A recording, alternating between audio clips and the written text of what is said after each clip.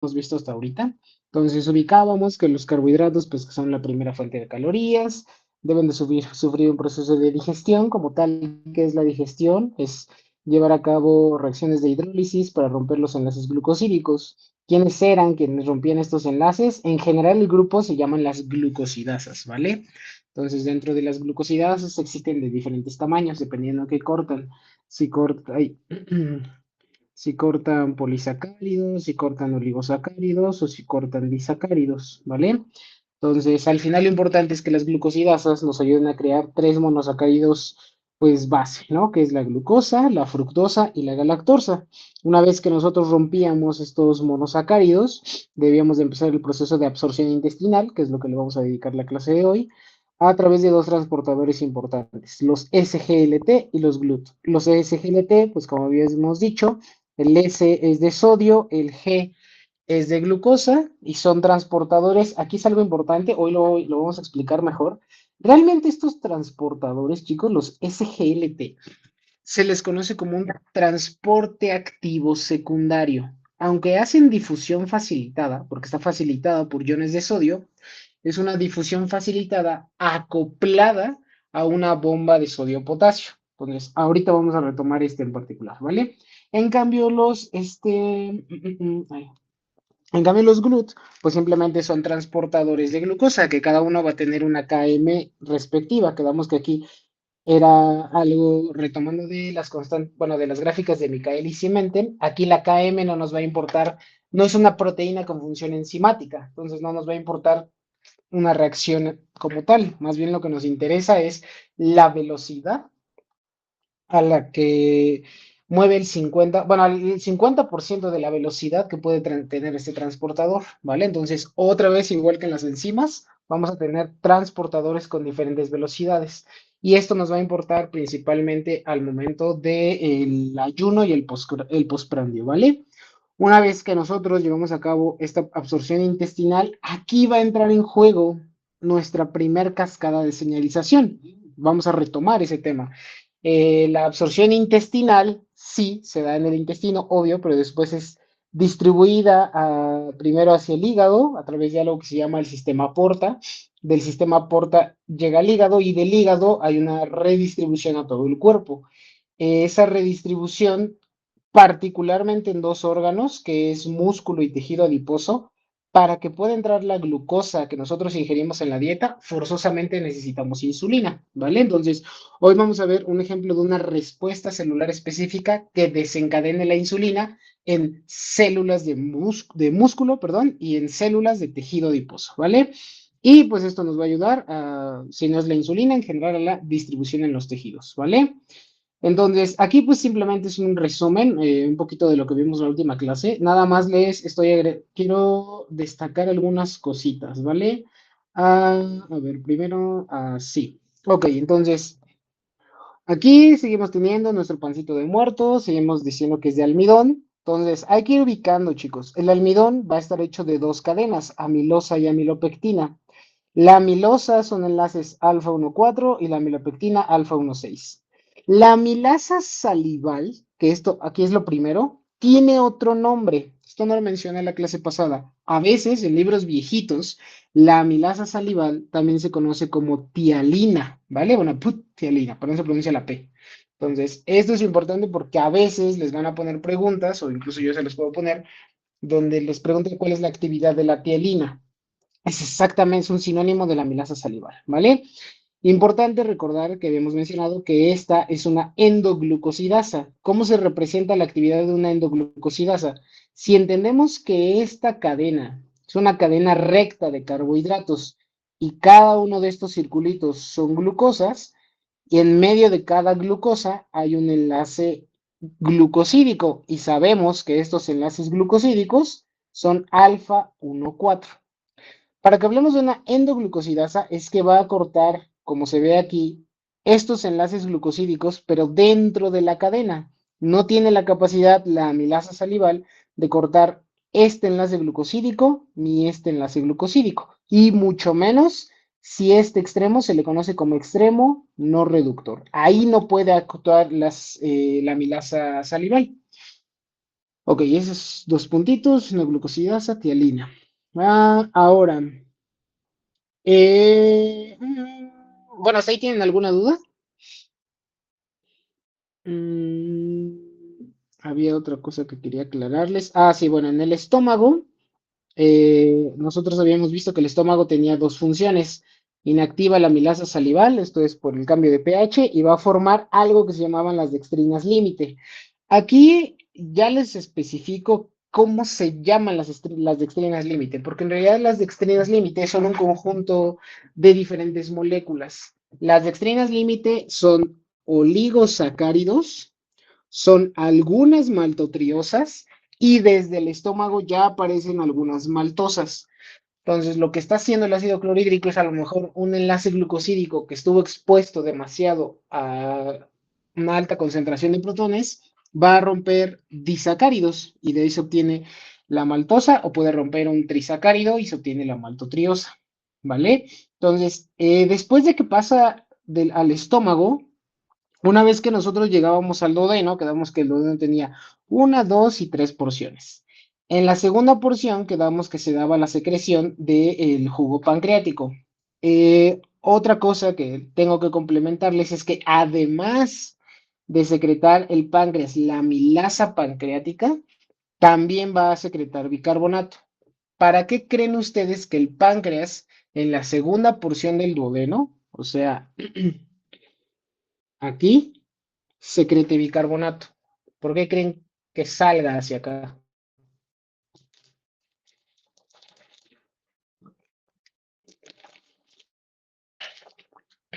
Tiene que ver con algo que pasó arriba, o sea, algo que pasa aquí.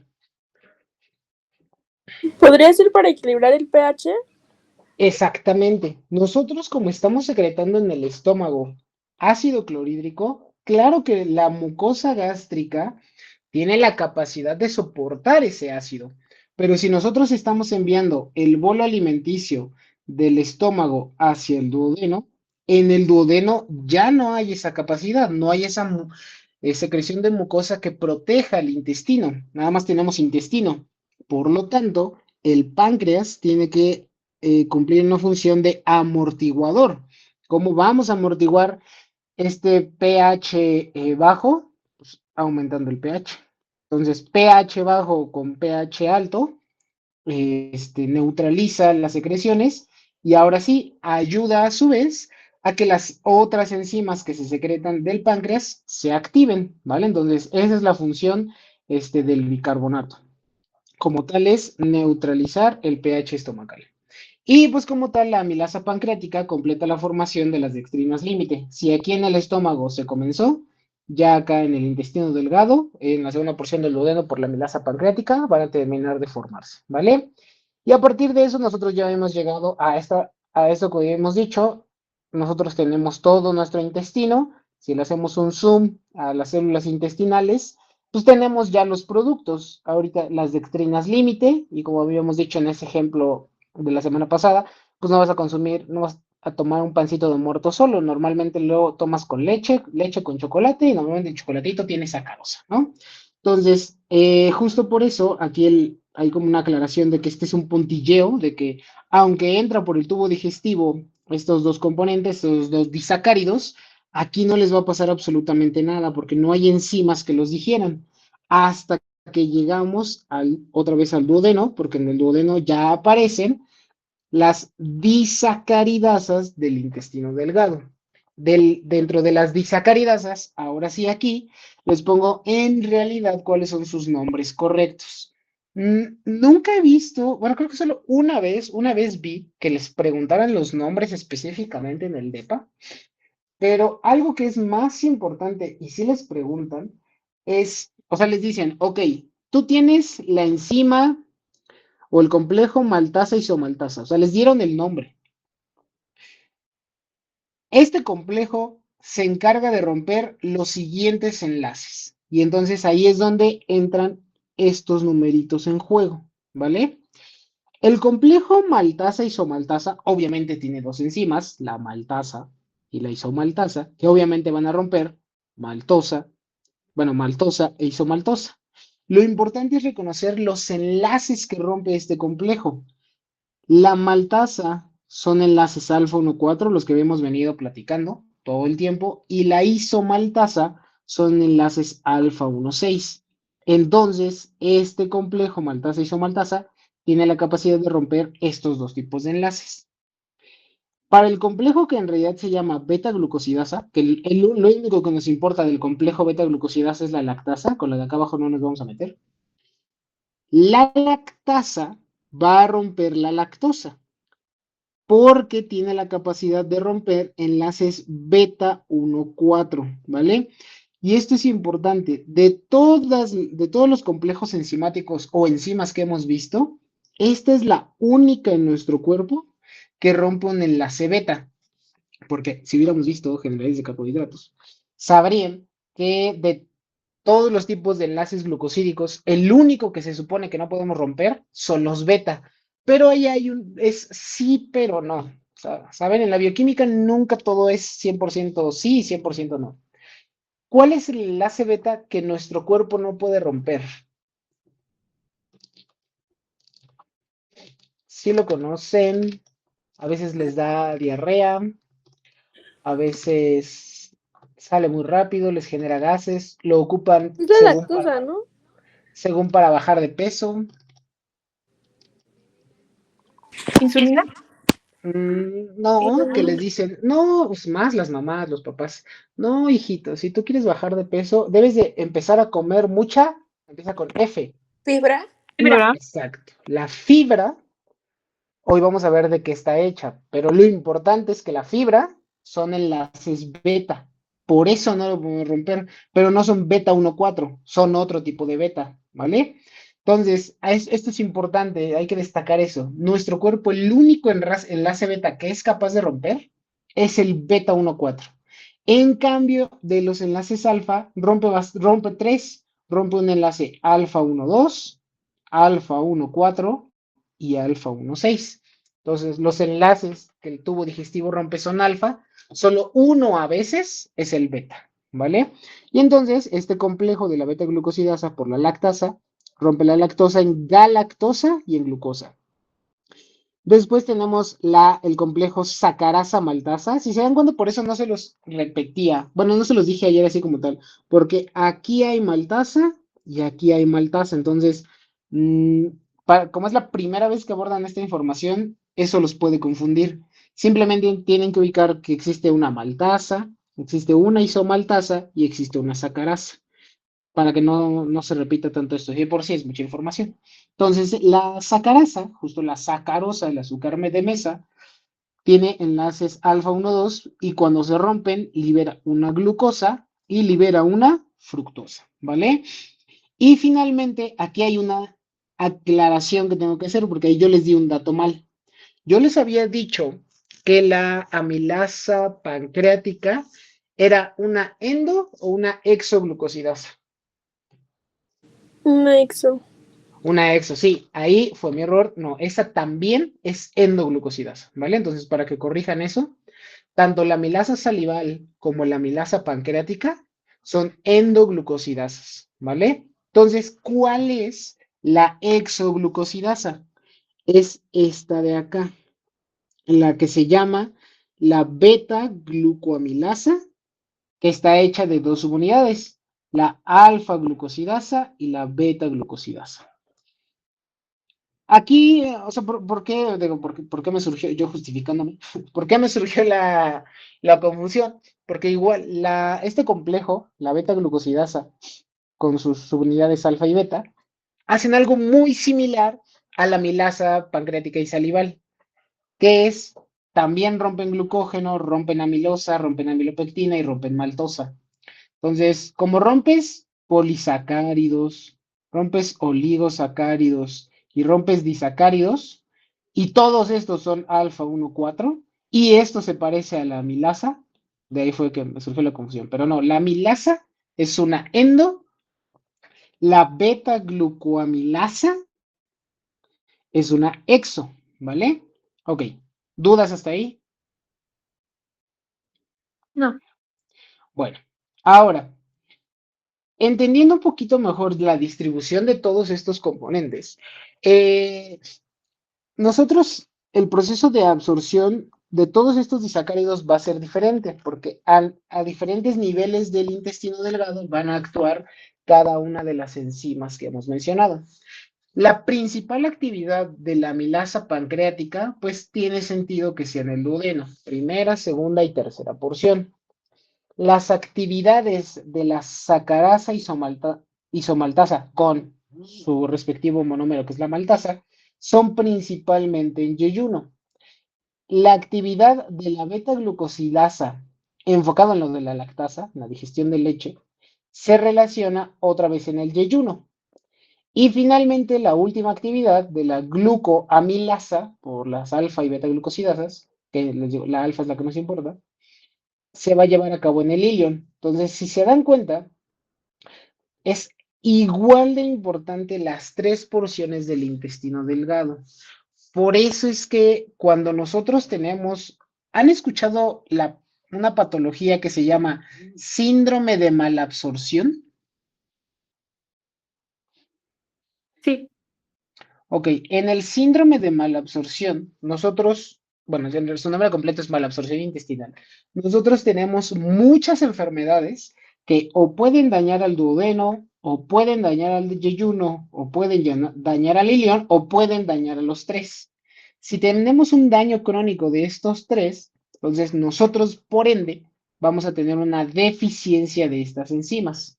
Si hay una deficiencia de esas enzimas, lo que nosotros tenemos es que nada de estos procesos ocurren. Por lo tanto, si nosotros necesitábamos que ocurriera eso para generar estos monosacáridos y después poder absorberlos, pues no los vamos a poder absorber.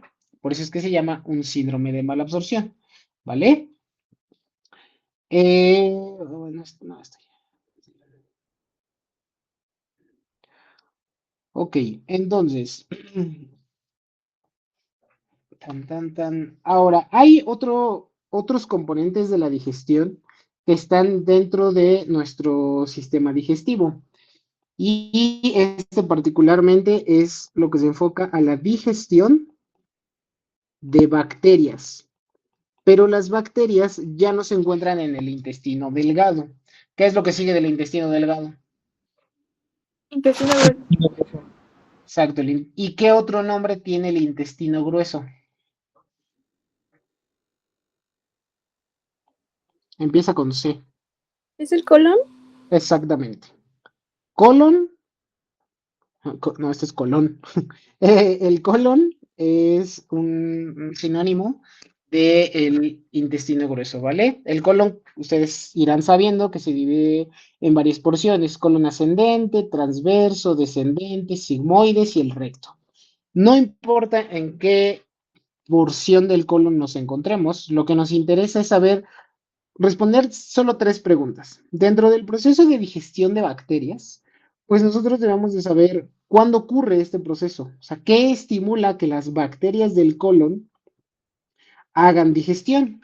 Y aquí está 100% relacionado con la dieta que lleven los pacientes, porque nosotros debemos ubicar o preguntar en la historia clínica que sean pacientes que tengan una dieta alta de carbohidratos, pero de un tipo muy particular que le encanta a la población mexicana, y es dieta de carbohidratos ricos en amilosa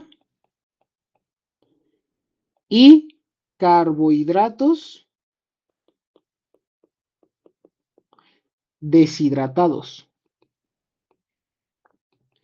Deshidratados. ¿Por qué les digo que le encanta a la población mexicana este tipo de carbohidratos? La amilosa, ya la vimos acá. La amilosa es esto. Aquí está, amilosa. Entonces, tiene que ver con todos los derivados de la harina. Y después viene el de carbohidratos deshidratados. ¿Qué carbohidratos deshidratados conocen y consumen mucho el mexicano promedio? Frijoles secos. Por dar un ejemplo, ¿sale? O sea, cualquier leguminosa que haya sido deshidratada o cualquier carbohidrato que sea deshidratado ayuda o nutre a las bacterias del colon. Y esto tiene que ver justo con la hidratación. Como el proceso de hidratación es más tardado en intestino delgado que en colon, todo el tracto intestinal, todo el tracto del intestino delgado, estos carbohidratos no les va a pasar nada, o les va a pasar muy poquito solo en su superficie, van a ser solo digeridos en la superficie. En cambio, cuando lleguen al colon, que es donde se llevan a cabo la hidratación, perdón, la deshidratación, bueno, influye el agua. Si no, no los voy a complicar con la fisiología del intestino, pero influye el agua, se hidratan estos carbohidratos y entonces intervienen las bacterias. Entonces, la segunda pregunta que nos debemos de contestar es, ya sabemos cuándo ocurre, cuando los pacientes comen así. ¿Por qué sucede? ¿Se les ocurre algo? Lo Por acabo de cantidades decir. excesivas. ¿Mande, mande? Cantidades excesivas. Ok, una razón, exactamente. Hay dos razones importantes. La primera es la alta ingesta, exactamente. La segunda causa, porque hay una resistencia a la digestión. ¿Ok? Entonces, si el alimento que tú estás comiendo se resiste a las disacaridasas y además lo comes en altas cantidades, claro que le va a llegar a las bacterias del colon, ¿vale? Entonces, una vez que entendemos el por qué, la tercera pregunta, pues es decir, ok, ya que llegó ahí, ¿qué es lo que ocurre? ¿Qué ocurre dentro del colon? Lo que nosotros vamos a obtener es que dichas bacterias van a hacer lo mismo que nosotros hacemos.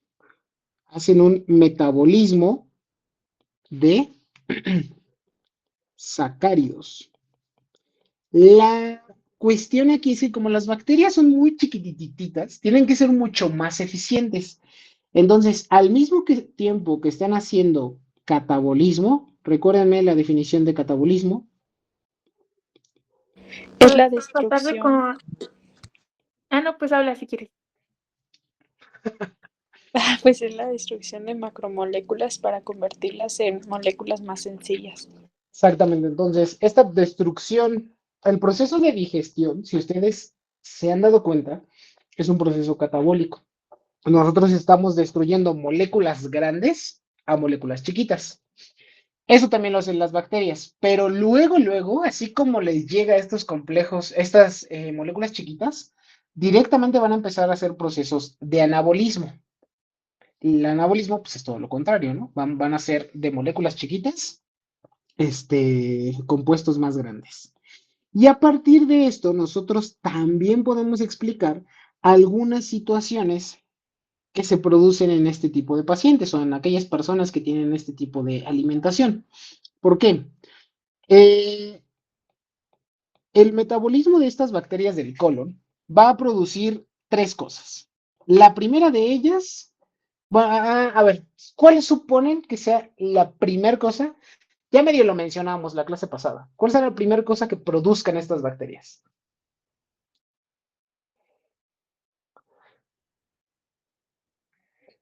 Mm, lo mencionamos un poquito con lo de intolerancia a la lactosa. ¿No hacer popó?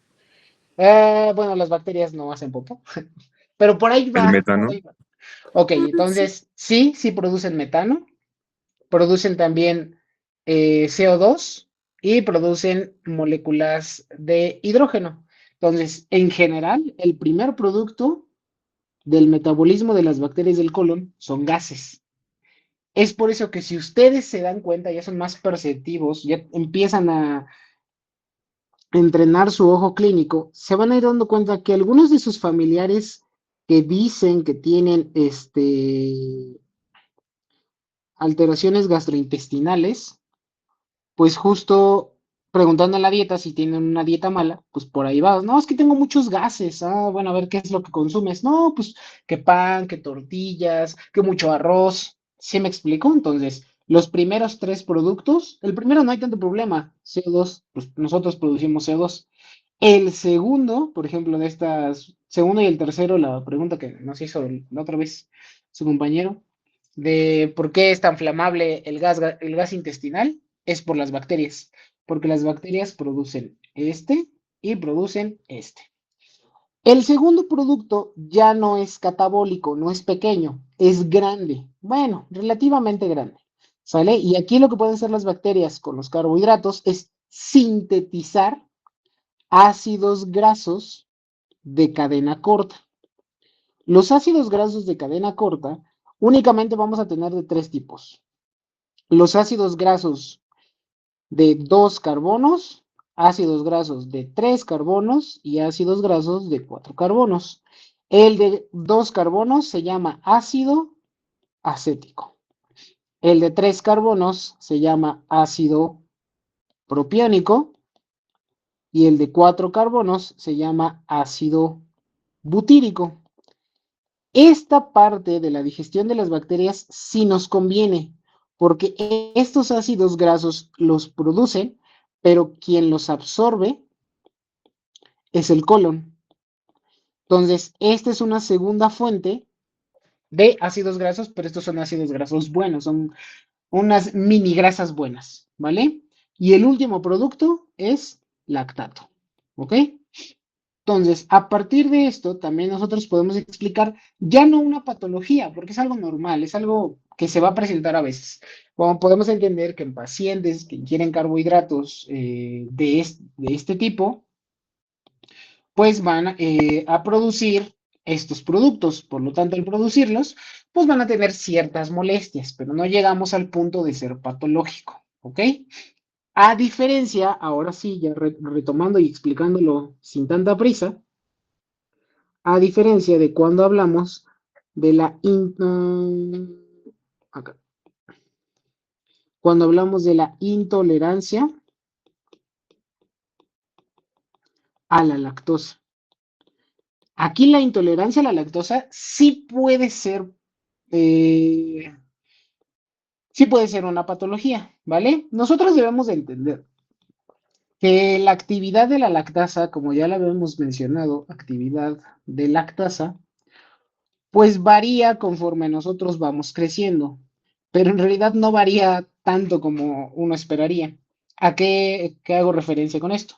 Nosotros a lo largo de la vida solo tenemos dos puntos de actividad de la lactasa. El punto máximo de actividad y el punto mínimo de actividad. ¿Cuándo se les ocurre a ustedes que se dé el punto máximo de actividad de la lactasa? Díganme así, números random que ustedes crean. A los 80 años para mantener los huesos, por decirlo. Ok, muy bien, 80 años. ¿Alguien más? ¿A los meses de nacido? Ok, ¿cuántos meses? Di un número, no te preocupes. 6 meses. Ok, ya los 6 meses. ¿Por qué hasta los 6 meses de nacido? Tu compañera dijo que para mantener pues la osificación. ¿Tú por qué creerías que a lo mejor a los 6 meses? Por las proteínas que tiene la leche materna. Es como Ok, lo que puede digerir más el bebé. Ya vale, muy después de bien. meterle como fórmula o así. Ujú. Va, perfecto. ¿Uno más? Bueno, ya vamos, los dejo. En realidad, el punto máximo de actividad de la lactasa se da en el primer mes de vida. Lo máximo que nuestro cuerpo va a tener la actividad o la producción, sintetizar la proteína lactasa, es al mes de vida. Y en cambio, el mínimo de actividad, cuando no la perdemos, o sea, cuando existen cantidades pues, bajitas, es entre los 5 y los 7 años. Y desde los 5 a los 7 años, si ustedes tomaron una biopsia del intestino delgado de un niño en esta edad y tomaran la biopsia del intestino de un adulto, sea de 20, 30, 40, 50, 60, 70 años, en teoría está en las mismas concentraciones, ¿vale? Esto tiene un nombre. En médico, a esto se le conoce como hipolactasia del adulto. Hipolactasia, no lactancia, hipolactasia del adulto. Y esto, aunque suene como enfermedad, no es enfermedad, ¿vale? Esto es lo normal. Es normal que todos nosotros, por el comentario que habíamos hecho en la clase, más bien es anormal que seamos la única especie en el mundo, en el planeta que le guste consumir leche materna de una mamá que no es su mamá biológica ni de especie. Solo a nosotros se nos ocurre. Porque por lo general, cuando vamos creciendo, nuestras fuentes de líquidos, nutrientes, calcio, lo que ustedes quieran que contiene la leche, pues ya las obtenemos de otros alimentos, ¿vale? Eso sería lo normal. Pero cuando nosotros caemos en la patología que se llama intolerancia, en la intolerancia a la lactosa, nosotros vamos a tener esta sintomatología que ya habíamos mencionado, que es dolor abdominal, es también náusea, vómito, a veces vómito, algo que se llama meteorismo y finalmente pues tenemos la diarrea, ¿no? Chicos, ¿qué es meteorismo? Es cuando ustedes sienten gases, bueno, sienten como que les gorgotea el abdomen. Eso que ustedes sienten, eso se llama meteorismo. Obviamente ya cuando sale y es un gas, pues simplemente son gases, ¿vale? Pero cuando el gas está dentro del intestino y genera como este ruidito intestinal, a esos no le dicen, ay, el paciente tiene ruidito intestinal. No, el paciente tiene meteorismo, ¿vale? Y no hace falta aclarar intestinal, no, no puede haber meteorismo pulmonar, ni cerebral, ni del dedo chiquito de mi pierna derecha. El meteorismo siempre va a ser intestinal, ¿vale? Entonces, en esto, cuando presentamos estos datos clínicos, ahora sí a lo que nosotros nos estamos enfrentando en la intolerancia a la lactosa, en realidad es a una insuficiencia, ¿cómo que no? Insuficiencia secundaria de lactosa. Ay, a ver, espérenme, como que esto no me quiere ver bien. Sí. Sí, ya. Uy, ya, perdón. Ajá, entonces, si esto se le llama insuficiencia secundaria, la hipolactasia del adulto en realidad es una insuficiencia primaria, ¿vale? Insuficiencia primaria. ¿Hasta aquí tienen alguna duda?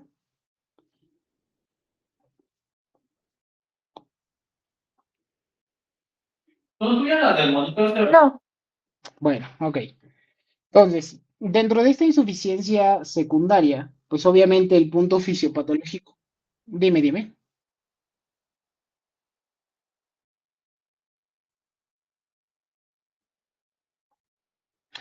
Claro.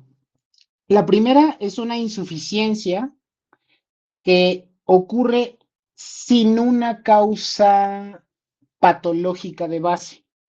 Es normal dentro de nuestra fisiología, perdón, que entre el primer mes de vida y los 5 años baje la cantidad de lactasa en el intestino. Si baja, nosotros tenemos esto, la hipolactasia.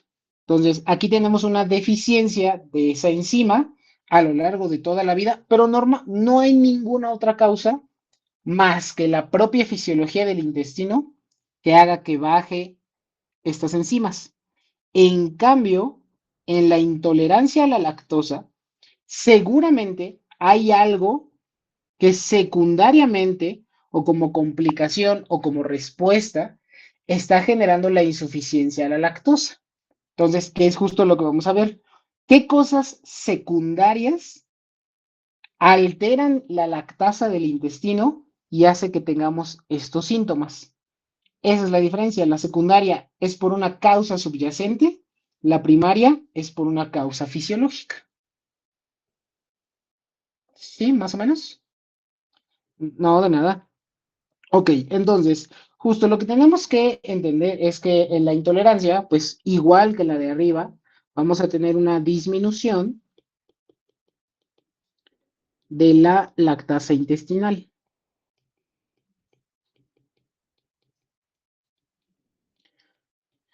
La causa más común de insuficiencia de disminución de lactasa intestinal es algo que se conoce muy a grosso modo como lesión intestinal. Y entonces yo sé que aquí muchos se van a identificar con eso. ¿Qué genera lesión intestinal? Hay enfermedades muy, muy comunes que les pueden causar lesión intestinal. Ah, les voy a poner algunos ejemplos. Solo tres que son como los más comunes.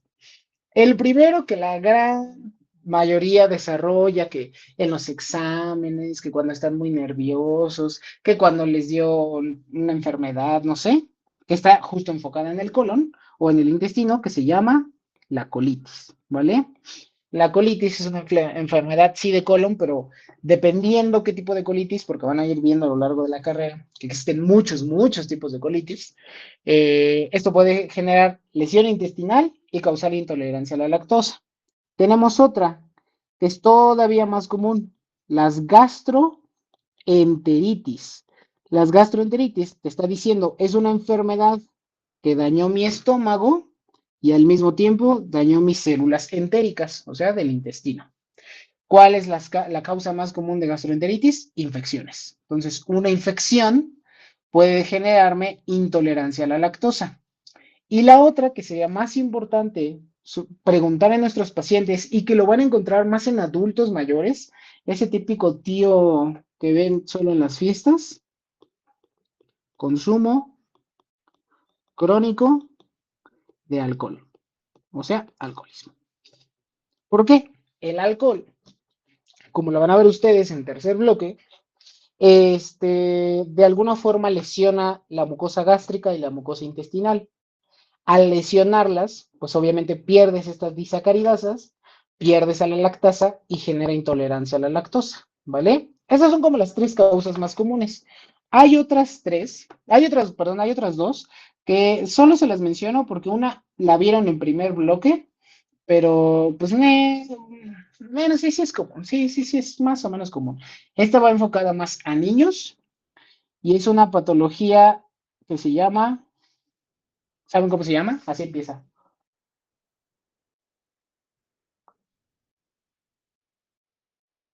Tiene que ver con una desnutrición hipoproteica.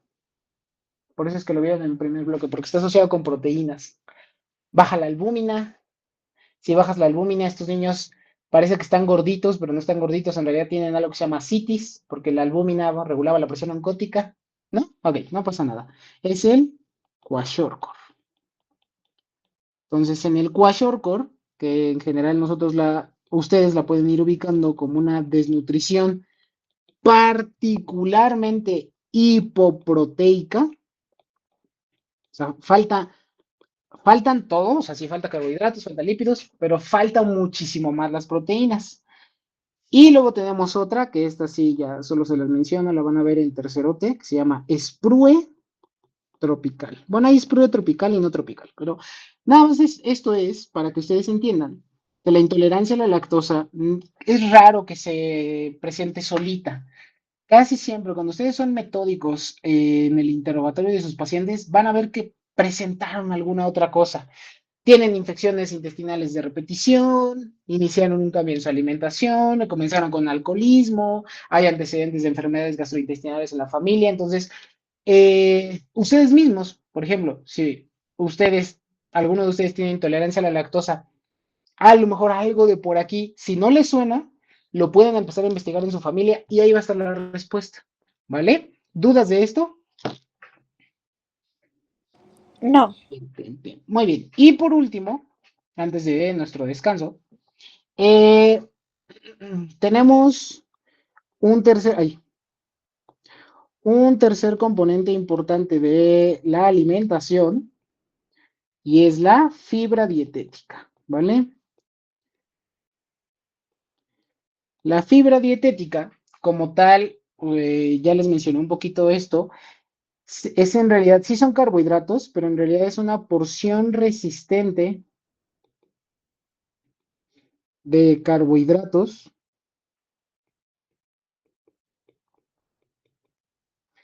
a las disacaridas, bueno, perdón.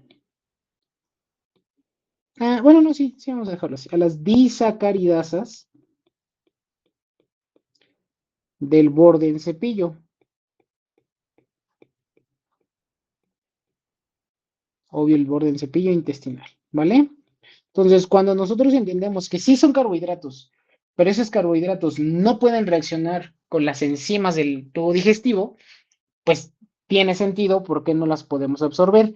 Y si con lo de la intolerancia a la lactosa, que lo mencionamos la clase pasada, entendemos que los carbohidratos son partículas osmóticamente activas, si esa osmolaridad se conserva en el tubo digestivo, es por eso que la fibra ayuda al reblandecimiento sin llegar a la patología, porque pues, obviamente también si te pasas y consumes pura linaza, pues te va a dar chorro, sin llegar a lo patológico, ayuda a reblandecer las heces, ¿vale? Entonces, ¿de qué derivan esta fibra? Pues son algunos polisacáridos, ahorita les vamos a dar nombre, y también algunos son derivados de una molécula que se llama lignina. Entonces, dentro de estos, nosotros tenemos dos tipos de fibras, la fibra soluble y la fibra insoluble. Dentro de la fibra soluble hay tres ejemplos de fibras solubles. Son las pectinas. Así, ustedes pueden encontrarlo de forma comercial, así de fibra que contiene pectinas. A lo mejor esta palabra le suena más a sus papás y sus mamás. Mucílagos. Esto es súper común, de verdad. Le encanta a la gente consumir mucílagos y gomas, ¿vale? Estos tres son ejemplos de fibra soluble. En cambio, los ejemplos de fibra insoluble a lo mejor sí les suena más a ustedes y de hecho viene en el programa de bioquímica. Celulosa y hemicelulosa. ¿Por qué es importante esta más que todas las demás? Bueno, y aquí están también las ligninas. La celulosa, la hemicelulosa y las ligninas tienen algo en común y es el tipo de enlace que contienen. Este también es un enlace beta 1,4, pero es diferente al otro beta 1,4 que habíamos visto. ¿Por qué? ¿Dónde está el otro beta 1,4 que habíamos visto? ¿En la lactosa? Exacto. ¿Y qué ese enlace beta 1,4 entre qué monosacáridos está dando? Fructosa y glucosa. Exactamente. Ahí es una fructosa y una glucosa. En cambio, en la celulosa y en la hemicelulosa son puras glucosas. Aunque parece algo minúsculo, en vez de que sean dos, y el contrario justo es más sencillito, solo sea una glucosa, al tener un enlace en una posición diferente, en una posición beta, ya solo por eso no entra en el sitio activo de las enzimas de la digestión. Al no entrar en el sitio activo de las enzimas digestivas, pues nosotros vamos a topar con pared y no va a poder ocurrir el proceso de digestión. ¿Ok? A ver. Bueno, sí les voy a... Bueno, ahorita se los pongo. ¿Dudas de esto? No. ¿No? Entonces, ¿para qué las indicamos si nosotros si justo no podemos digerirlas? La indicación principalmente para las personas o el efecto favorable que tiene esto, el efecto favorable, es para dos patologías. Una muy sencillita, que a lo mejor alguno de ustedes ya la padece, echen la culpa a su familia porque tiene factor genético. Y la otra se llama enfermedad diverticular. ¿Cuál creen que sea la primera? El estreñimiento. Eso, muy bien, exactamente. Algo que seguramente más de uno de ustedes tiene, el estreñimiento. Y que es más común en niñas, sí es más común en niñas, ¿se habían dado cuenta que es más común sus estados de estreñimiento como que se asocia con su ciclo menstrual? Sí, no se preocupen, es culpa de sus hormonas. No son solo ustedes. Aunque están comiendo bien, las hormonas influyen en esto. Entonces, en general, el estreñimiento y la enfermedad diverticular son dos indicaciones donde les sugerimos a los pacientes, ok, usted tiene alteraciones en la digestión, puede consumir fibra para que sus heces en sean más blandas. Y la enfermedad diverticular básicamente es que dentro del intestino se hacen unas bolsitas así. Esto es la luz intestinal, ¿vale? Y esto de acá son las bolsitas, no tendrían que estar. A esto se le llama divertículos. Los divertículos son malos, ¿vale? En general son malos, pero pueden existir y nunca hacer nada, o pueden existir, taparse, romperse, necrotizarse, lo que sea. Entonces, para prevenir que se sigan formando y hacerlos un poquito más chiquitos, lo que hacemos es disminuir la presión de la luz intestinal y eso lo hace la fibra, ¿vale? Entonces, son como dos indicaciones. Y ya con eso. Por lo tanto, estas cosas pues, nos ayudan a reblandecer las heces, nos ayuda a disminuir la presión colónica, porque normalmente en el colon es donde se forman los divertículos, y mejora las evacuaciones, ¿vale? Mejora las heces. ¿Dudas de todo esto? Profe, pero entonces el efecto favorable sería solo con las fibras solubles, ¿no? No, las dos, fibras solubles y las insolubles. Ah, Lo que debes de tener cuidado es justo, las solubles se deshacen más rápido con el agua, por lo tanto es más fácil controlarlo o tienen un menor efecto. En cambio, las insolubles, por más agua que tomes, no se va a deshacer. Por lo tanto, su efecto es más poderoso. Entonces ahí es donde hay que tener cuidado con los pacientes, porque si consumen mucha celulosa, pues ahí sí les va a dar diarrea. ¿Sí? sí, gracias. No de nada. Muy bien, chicos. ¿Alguna otra duda? Muy bien. Entonces, descansito. 10 minutos y ahorita regresamos, ¿vale? Continuar, ¿vale? Tun, tun, tun, tun, tun. Turururu.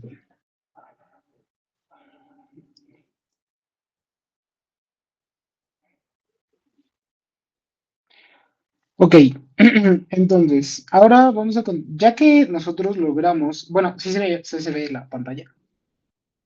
Sí. Ok, ya que nosotros conseguimos todo el proceso de digestión y tenemos todos nuestros monosacáridos en el tubo gastrointestinal, bueno, perdón, en el tubo intestinal, pues corresponde como tal la absorción de carbohidratos, ¿vale? Dentro del proceso de absorción de carbohidratos van a ver, va a llevarse a cabo por dos tipos de transportes. El primer transporte se conoce como difusión facilitada. Y el segundo tipo de transporte es, como les dije, en realidad un transporte activo secundario y está siendo facilitado, es igual a un tipo de fusión facilitada, pero aquí está acoplado a una bomba, está siendo facilitado específicamente por sodio, ¿vale? Entonces, lo que nosotros vamos a tener otra vez estamos en el intestino, estamos en los enterocitos. Ya vemos que se llevó a cabo esta transformación de monosacáridos, bueno, perdón, de disacáridos a glucosa, glucosa y galactosa, glucosa y fructosa. Entonces, lo que va a aparecer en las mismas células intestinales es que hay otros componentes de membrana que se llaman GLUT, ¿vale? Dentro de los GLUT, el primero que nos va a interesar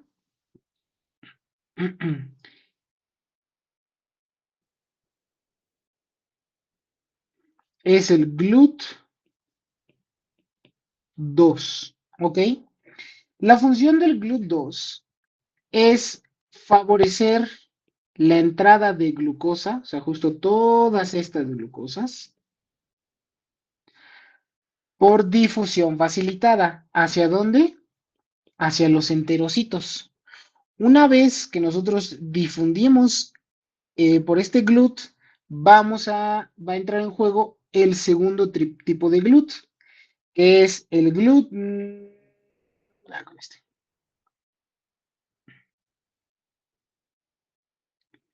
Es el GLUT número 5, ¿vale? En el GLUT número 5 vamos a encontrar una mayor especificidad enfocada a fructosa.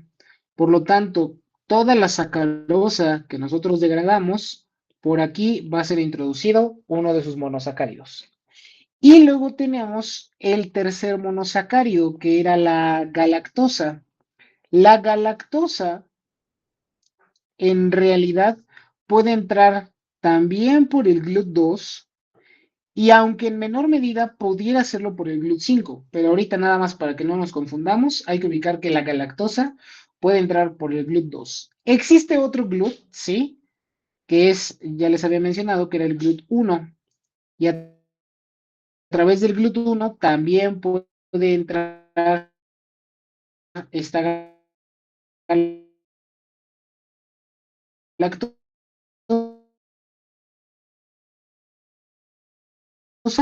pero ahorita yo les había mencionado que necesitas un tipo de transporte activo secundario para movilizar la glucosa restante de la luz intestinal. Entonces, nosotros aquí tenemos glucosa y sabemos que por este transportador va a atravesar igual a los enterocitos. La diferencia es que esta glucosa tiene que entrar coordinada con otro ion, y este es un ion de sodio. Entonces el sodio que pasa del líquido extracelular entra como un sodio intracelular. Y ustedes dicen, bueno, X, ¿no? O sea, ¿a mí qué? Pues claro, se entiende. ¿Cuál es el problema con esto? O sea, ¿qué problema tendría que hubiera demasiado sodio dentro de los enterocitos? Piensen en primer bloque. ¿Cuál es el problema? Que aumenten las concentraciones de sodio en el líquido intracelular. ¿Hidratación? Ok, sí, bueno, ajá, ¿por qué? Por ahí va. ¿Cuándo ocurre crenación? ¿Puede ser por el cambio de pH? No. A ver, otra idea. ¿La célula se hincha? Ok, ahí sería lisis. Entonces, a ver, vamos a imaginar un poquito. Nosotros sabemos que en el tubo digestivo se ubican que esto de aquí afuera es la luz intestinal. O sea, sí, no sé si se entiende qué es esto de luz intestinal. ¿Qué entienden por luz intestinal? Pues es por donde pasan todos los alimentos, por así decirlo. Ajá. ¿A qué se parece el intestino? ¿Como a qué objeto de la vida, del universo? Eso, un tubo. Y entonces del tubo, la luz intestinal, ¿es lo de afuera del tubo o lo de adentro del tubo? Pues lo de adentro. Oh, ok. Ya, solo quería estar seguro que todos entendemos este concepto, ¿vale? Entonces, sí, exactamente. La luz intestinal es como lo hueco del tubo. Dentro de la luz intestinal, nosotros sabemos que aquí hay agua y sabemos que aquí también hay agua. La cuestión con este transportador es que si tú introduces sodio del líquido extracelular al intracelular, el puro sodio generaría un flujo de agua. Bueno, no, sí. Generaría que si tú aumentas esto, aumenta la osmolaridad de aquí adentro, por lo tanto el agua estaría entrando y entrando y entrando y entrando. ¿Y qué le pasaría a esta célula? ¿Se creen, no? Caleb creo que dijo otra palabrita. Se hinchaba. Se hincha exactamente. Como hay mayor osmolaridad aquí adentro, esta mayor osmolaridad jala el agua hacia acá. Entonces, al jalar el agua, en realidad se va a hinchar, se va a hacer más gordita esta célula. Y al hacerse más gordita, porque está jalando más agua, se rompería. ¿Ok? Entonces, nosotros no podemos permitirnos eso, porque si no, no tendríamos intestino. Todo, ay, pues, por trazos, no sé por qué me complico la existencia. Nosotros no podemos permitir este tipo de difusión que se mantenga así, porque eso destruiría las células intestinales. Por lo tanto, a partir de aquí ya le vamos a poner caras a la célula. Esta célula, esto en rosita, que es una célula intestinal, tiene 3 caras importantes, ¿vale? La cara número 1, la que está acá, se le conoce como cara luminal. La cara número 2 es la que está acá, se le conoce como la cara serosa. Y la cara número 3 es la que se encuentra de este lado y se llama la cara basal, ¿vale?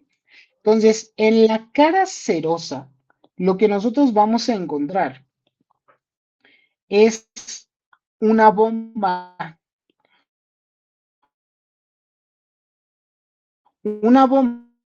que nos permita mover igual de rápido que como está entrando. Entonces, si nosotros queremos sacar muchos átomos de sodio, lo que nos permite hacer esta bomba es sacarlos de 3 en 3. Salen 3 sodios y con esto ya regulamos la entrada del sodio, la cantidad de sodio que está entrando por este transportador. Pero al mismo tiempo que salen estos 3 sodios, ¿qué está entrando? Yo creo que ya lo ubicaron. Potasio. Eso, muy bien, exactamente. Entonces, ¿qué bomba es esta? Sodio, potasio. La bomba sodio-potasio. Entonces, a esto me refería cuando nosotros hablamos de estos transportadores, que este transportador se llama SGLT de tipo 1. El SGLT1 en realidad no es lo que está funcionando primero. Lo que en realidad está funcionando primero es que en la cara serosa de los enterocitos hay una bomba sodio-potasio. Esta bomba sodio-potasio favorece un gradiente de concentración de líquido intracelular a líquido intersticial. Este sería es igual un ejemplo de extracelular, pero es el líquido intersticial. Entonces, cuando tenemos este líquido intersticial y tenemos este sodio, todo esto sale y sale y sale. Entonces, si tú acoplas esa salida con esta entrada, a esta entrada que es por difusión facilitada, en realidad se le conoce como transporte activo secundario. Esto es lo primario, el efecto primario. Esto de acá es el efecto secundario. ¿Sí me explico un poquito? ¿O tienen alguna duda? Vale, entonces, ¿Podría volver a explicar lo de cuál sería el primario y cuál el secundario?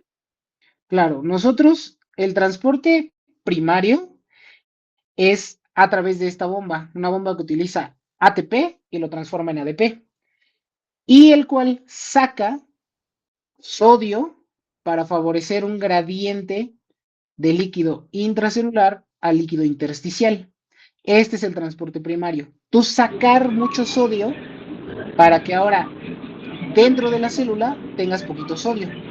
Porque si tú tienes poquito sodio, entra tu transporte secundario.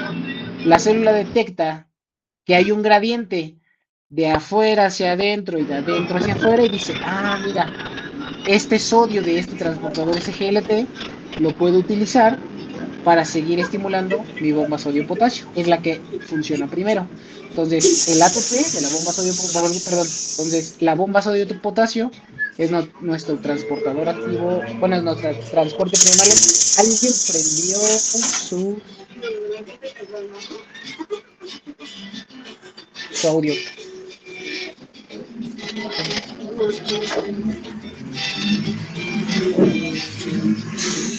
Giovanni,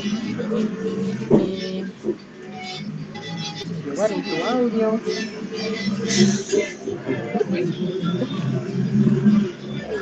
Gracias. No, es alguien más. Sí, ya. Gracias. Me estaba dando ansiedad. Gracias, Giovanni. Perdón, entonces, entonces el transporte primario es por la bomba sodio-potasio, que favorece la salida de sodio. El transporte secundario es por el SGLT, que favorece la entrada de sodio y glucosa. Ya, así, en términos sencillitos. ¿Sí, más o menos? Sí, gracias. Ok, de nada. ¿Alguna otra duda? Muy bien, entonces, este transportador SGLT es muchísimo más importante al momento de ustedes tratar deshidrataciones que los mismos GLUT. ¿Por qué? Los GLUT funcionan simplemente si tienes estos monosacáridos, pero tú no puedes estimularle nada al cuerpo para que funcionen más rápido. O sea, no puedes hacer que funcionen más rápido estos dos a menos que le des de comer pues glucosa pura al niño o al adulto o cualquier persona que esté deshidratada. La cuestión con la deshidratación aquí es que este tipo de transportadores justifican el uso del vida suero oral. El vida suero oral, dentro de sus componentes, tiene sodio y tiene glucosa, porque lo que sabe la persona que creó el vida suero oral es que en tu intestino tienes este transportador y sabes que si estimulas este transporte, no tanto el de la glucosa, sino el del sodio, el agua que está acá va a entrar al cuerpo. Y si entra al enterocito, del enterocito entra a la luz de los vasos y entonces te rehidratas. Entonces, por eso es que estos transportadores son todavía más importantes que los GLUT, aunque ahorita para ustedes, segundo bloque, no les va a importar tanto el manejo de los SGLT, sino que les interesa más justo el de los GLUT. ¿Ok? ¿Dudas de esto? Ok, ahora, dentro de los GLUT, nosotros, como habíamos mencionado, existen 5 tipos de GLUT, ¿vale? Entonces, vamos a ir estudiando uno por uno de forma muy sencillita. GLUT 1, ¿dónde lo vamos a encontrar? Siempre lo vamos a encontrar en cualquier cosa que tenga el nombre barrera y tenga que ver con la sangre. Entonces, hay muchas barreras que tienen que ver con la sangre. La sangre la decimos como hemato. ¿Qué barreras conocen? Barrera hemato. Ahorita Encefálica. la ves también en neuro, exactamente. Hematoencefálica. ¿Qué otra barrera hemato conocen? Hay una en el ojo. Retiniana. Hay una en los testículos. ¿Cómo se llama esa? Testicular. Y hay una más en las placentas. ¿Cómo se llama esa? Esa sí, dígamelo. ¿Vale? ¿Placentaria? No, exacto. Hemato placentaria. ¿Vale? Entonces, estas son las 4 barreras donde vamos a encontrar GLUTs 1. O sea, obviamente son células que su función es ser una barrera. La barrera hematoencefálica la conocen como meninges. Las otras no pasa nada, simplemente son como células especializadas que se encargan de cubrir a estos sitios. Queda la casualidad que estos sitios justo se les conoce como los compartimentos tesoro del cuerpo. Nosotros tenemos de forma aislada al cerebro, de forma aislada a los ojos, de forma aislada a los testículos, también de forma aislada a los ovarios y de forma aislada a la placenta. Lo detecta como compartimentos 100% individuales. Entonces, por eso es importante este GLUT 1, ¿vale? Lo importante de estos GLUTs justo es su KM. Recuérdenme entonces qué era la KM. La afinidad.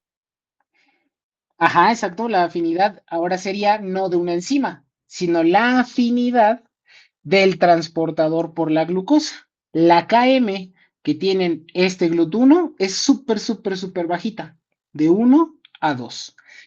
¿Cómo interpretan esto?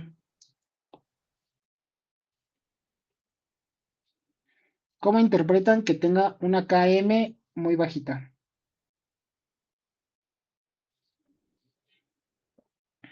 Que es una gran afinidad.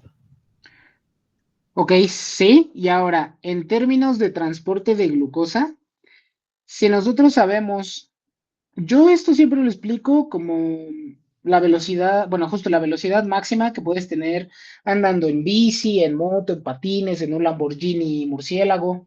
Entonces, si nosotros nos basamos en esto, significa que esta cosa muy rápido va a llegar a su velocidad máxima. ¿Cuál sería su velocidad máxima? Pues de 2 a 4, ¿no? Entonces, la velocidad máxima, si es de 4 kilómetros por hora, indica que los GLUT1 son rápidamente saturables. Y eso está bien, porque si todo el tiempo están saturados, si todo el tiempo funcionan al 100% de su capacidad, a estos órganos nunca les va a faltar glucosa, porque los transportadores nunca se van a apagar. Por eso es tan importante que esté en el cerebro, que esté en los ojos, que esté en los testículos y que esté conectando a la mamá con el bebé. Porque si nosotros no le damos glucosa al cerebro, a los ojos, a los testículos y a la placenta, no funciona nuestro cerebro, dejamos de ver, deja de haber espermatogénesis o ovogénesis y se muere el producto. Por eso es importante que aquí la KM que tenga sea muy bajita. ¿Sí me explico? En, por lo tanto, algo importante también que aquí, aquí la verdad es que está muy tonta la primera patología. Ustedes deben de conocer también las patologías asociadas a cada uno de estos glúteos, ¿vale? Entonces, la primera no lo voy a escribir, solo se las voy a decir porque está muy tonta. La primera tal cual se llama deficiencia de GLUT1. Ahí no hay nada interesante. La deficiencia de GLUT1. Vámonos ahora con el GLUT2. El GLUT2, particularmente se va a encontrar. Ay, perdón, aquí me equivoqué. Aquí está. El GLUT2 particularmente se va a encontrar. Ya ubicamos uno, que es el intestino delgado.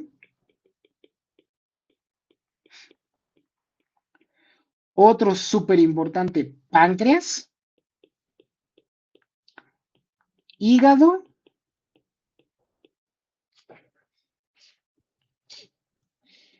y riñones, ¿vale? Estos son los 4 órganos que van a tener GLUT2. Ahora, noten la diferencia. Aquí arriba son órganos que todo el tiempo necesitamos que funcionen. En cambio, los de acá abajo, bajo ciertas condiciones necesitamos que funcionen. ¿Cómo relacionan eso con la KM que tiene este GLUT? Si tienen una KM de 15 a 20, ¿qué significaría?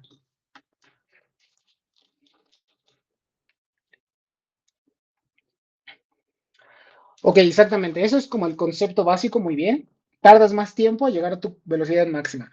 En este caso, vas a tardar más tiempo o en activarte o vas a funcionar mejor con altas concentraciones de carbohidratos. ¿Sale?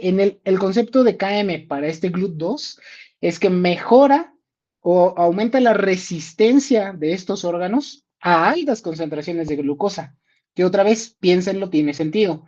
Cuando yo como, en el postprandio, tengo un montón de concentraciones de glucosa en el intestino delgado. Después de que se absorben y llegan al páncreas, el páncreas también tiene un mecanismo para detectar altas concentraciones de glucosa y secretar insulina. Cuando llega al hígado, el hígado con altas concentraciones de glucosa, en vez de gastarla, él dice, ok, yo hígado voy a almacenar esto en reservas por si ocupamos después. Y los riñones eh, trabajan con altas concentraciones de glucosa, pero de los 4 es el más débil de los 4, porque aunque sí trabaja con mucha concentración, de repente se le van, de repente le gana. Y más si son mexicanos que les gusta la Coca-Cola con 3 gancitos. Ahí el riñón sí dice, bro, dame chance, porque el riñón sí tiene cierto límite de saturación. A eso se le conoce tasa de filtración glomerular. Pero bueno, estos 4 lo que tienen es eso, trabajan muy bien con altas concentraciones de glucosa.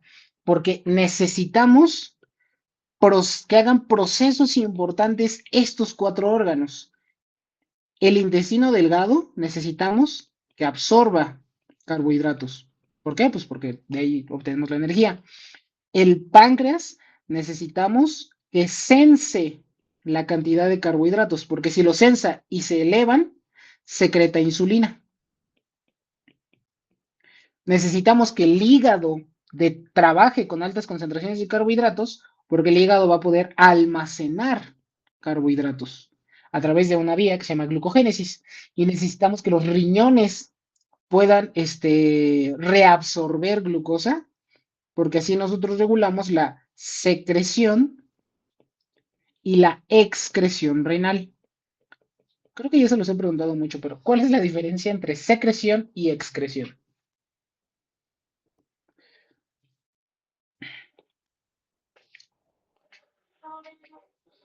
¿No? ¿Idea? La secreción es cuando nosotros pasamos una molécula de un compartimento a otro.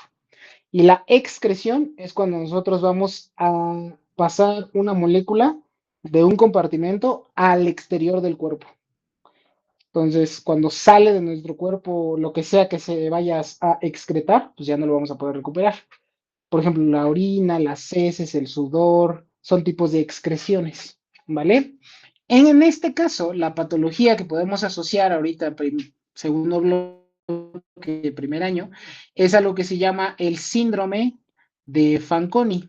Y el síndrome de Fanconi, muy a grosso modo, es un tipo de enfermedad del glomérulo renal, ¿vale? Los riñones se afectan de estos pacientes, no nos vamos a complicar. Ok, el siguiente es el GLUT3. ¿Dónde se encuentra el GLUT3? Pim, pim, pim, pim. Ok, el GLUT3, los dos sitios más importantes es ubicarlo en neuronas y no confundan neuronas con meninges, porque el GLUT1, esto de hematoencefálica son las meninges. El GLUT3 son las neuronas para el sistema nervioso central. Muy bien. Y el otro sitio importante sería la placenta, ¿vale? ¿Cuál es la KM que va a tener este GLUT3? Este GLUT3 también tiene una KM súper bajita. Es desde 0.1 hasta 8 de KM. Eso explica por qué cuando ustedes no han comido bien, cuando tienen hipoglucemia, su cerebro no funciona igual. Es porque necesita forzosamente trabajar con glucosa y lo facilita mucho el GLUT3, porque lo utilizas mucho. Pero si consumen carbohidratos complejos, pues va a tardar más en llegar a esa glucosa. Entonces, de ahí que cuando ustedes consumen un dulce, un vasito de coca, un sorbito de jugo, como es glucosa pura, rápidamente se va a absorber, se va a distribuir, va a llegar a su cerebro y lo va a activar. Por eso es que como que medio los levanta, ¿sale? Entonces, ¿a qué patología vamos a asociar aquí? Principalmente va a ser por la placenta y es una patología que se llama restricción del crecimiento intrauterino. ¿A qué les suena esto? Son bebés chiquitos. Luego tenemos el GLUT4. Este de todos, chicos, es el más de verdad, el más importante, que por favor les pido que se lo superaprendan. Todos los componentes. Donde está la KM y la enfermedad, ¿vale? Los otros, con el paso de los años se les van a ir olvidando. Pero como médicos, de verdad, el 4 es súper importante. Porque si no, luego van a caer en estas cosas tontas que dicen los gym rats o las personas que asocian la pseudonutrición y dicen por eso vamos a hacer también esa práctica, que es las gráficas de glucosa. O sea, los tontos que no estudian medicina dicen, es que haga nuestro cuerpo curvas de glucosa, sí, es malo. Nosotros todo el tiempo tenemos que estar así. No es cierto, no es cierto. O sea, obviamente, si aquí ya estamos diciendo que estos 240 de glucosa, pues sí, pues es diabético, ¿no? Pero lo normal, lo fisiológico, es que su cuerpo haga esto. Es 100% normal. Y cuando tenemos estos picos, logramos que baje gracias en parte al GLUT4. ¿Por qué? El GLUT4 se encuentra en los dos tipos de células que más tiene nuestro cuerpo. Son células musculares.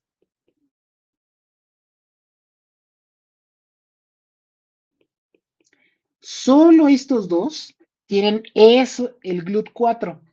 Y es importante porque estas células musculares, a diferencia de todas las que hemos visto, solo pueden expresar ese GLUT4 en presencia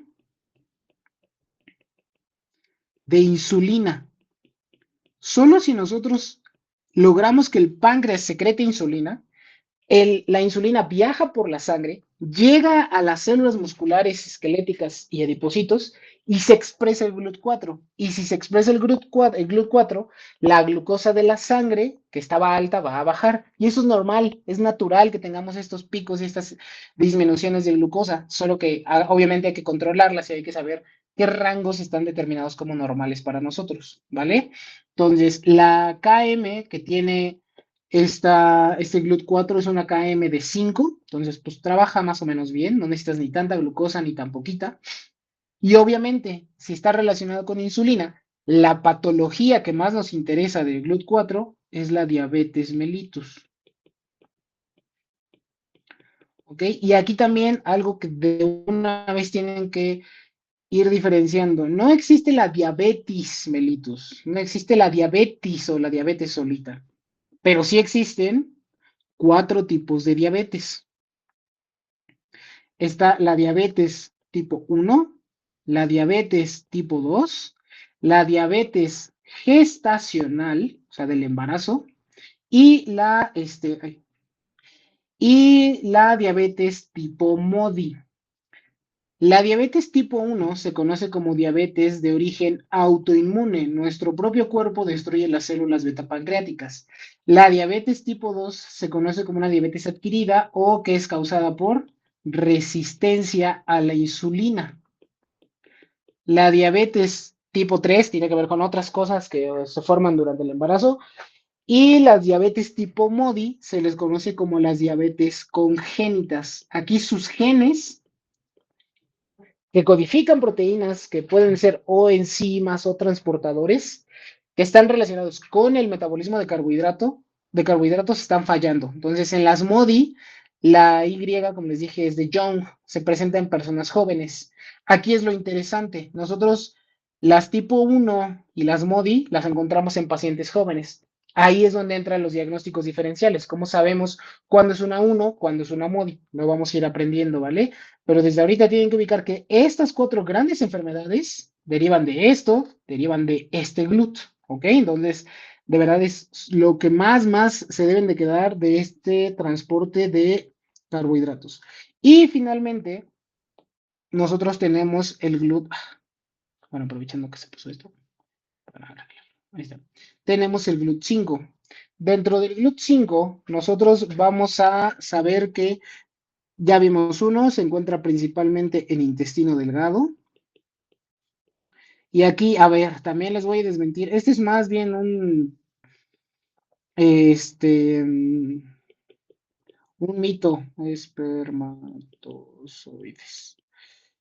Se supone que hay un mito en el cual si tú ingieres frutas, agua de piña, lo que sea, haces que cambies como la consistencia o la energía. Se supone que el mito es, dile a un hombre que quiere tener un bebé que consuma mucha piña para que sus espermatozoides funcionen muy bien, porque los espermatozoides tienen GLUT5 y aumente la probabilidad de embarazo. No, no es cierto, no funciona así. No hay un canal intestino delgado testículos que haga que testículo delgado, intestino, testículo delgado para piña y otro para fresa y otro para agua de horchata. No, a ver. Tienen que ir notando con todo lo que vimos aquí arriba, o sea, que el proceso de absorción es súper complejo y dependiendo de las necesidades de su cuerpo el cuerpo va a decidir a dónde distribuir todos estos monosacáridos. Entonces, aunque sí, claro, que el GLUT5 es súper importante para que la cola del espermatozoide pueda rotar, porque la cola del espermatozoide da la casualidad que tiene una ATPasa, y la ATPasa aquí funciona no por una vía que se llama glucólisis, sino por una vía que se llama fructólisis. Claro que va a funcionar mejor el espermatozoide, pero les digo, no es que cada vez que le cambies la dieta o la alimentación a los hombres, mágicamente mejoren sus espermatozoides, ¿vale? Es multifactorial.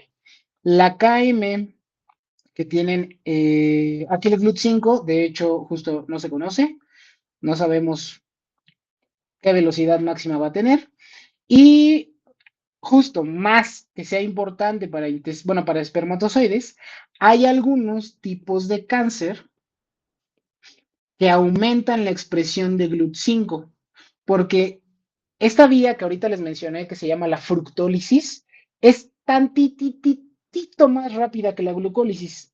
Y como las células cancerígenas están en constante mitosis, siempre necesitan mucho ATP. Vas a obtener mucho ATP a través de estimular el eje central del metabolismo, y el eje central, en vez de que empiece en glucólisis, empiece en fructólisis, hace que sea más rápido la obtención y más rápido se dividan. Entonces, hay algunos tipos de cáncer que aumentan la expresión de este GLUT5, a diferencia de los otros 4 GLUTs, que las enfermedades son por deficiencia del GLUT, ¿vale? En el 1, 2, 3 y 4, algo está pasando que no hay GLUT. En el 5, algo está pasando que aumenta su expresión. ¿Sí me explico? Y luego hasta ahí acaban los GLUTs y ya nada más tenemos los SGLT. Dentro de los SGLT tenemos el SGLT1, que ya vimos que está principalmente en intestino delgado, y se encuentra también en riñón. En cambio, el SGLT de tipo 2 solo se encuentra en riñón. Y esto, como es una proteína con alguna función, es una proteína que puede ser blanco farmacológico. Particularmente existen unos fármacos antidiabéticos que son inhibidores competitivos reversibles de los SGLT2 que están en el riñón. Si tú inactivas estos SGLT2, el riñón no puede reabsorber la glucosa. Les provoca, ¿saben cómo se dice cuando hay glucosa en la orina?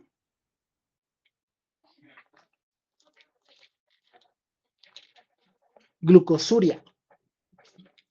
Los pacientes que consuman estos fármacos, los inhibidores de SGLT2, desarrollan una reacción adversa que se llama glucosuria, pero es excelente estos fármacos porque evitan que suba pues justo la glucosa de la sangre. Entonces es otra opción, además de la metformina, además de la glibenclamida, además de la misma insulina, y funcionan bastante bien, ¿ok? Entonces, ¿dudas de esto?